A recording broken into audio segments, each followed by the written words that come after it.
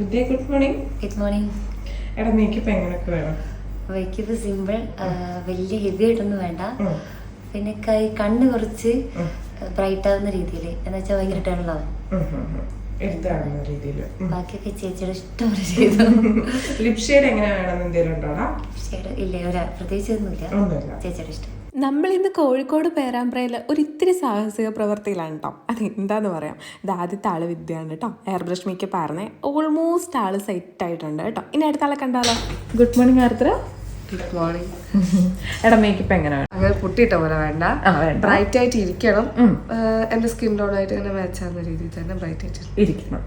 കണ്ണ് കുറച്ച് വലുതായിട്ട് ഫീൽ ചെയ്യണം. തീർന്നോ? ഓക്കെയുള്ളൂ. സെറ്റ്.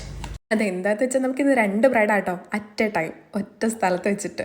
ഇച്ചിരി ടാസ്ക് ആയിരുന്നേ. അപ്പോൾ ആർദ്രയുടെയും വിദ്യയുടെയും ഫുൾ ലുക്കിന് വേണ്ടിയിട്ട് വെയിറ്റ് ചെയ്യൂലേ.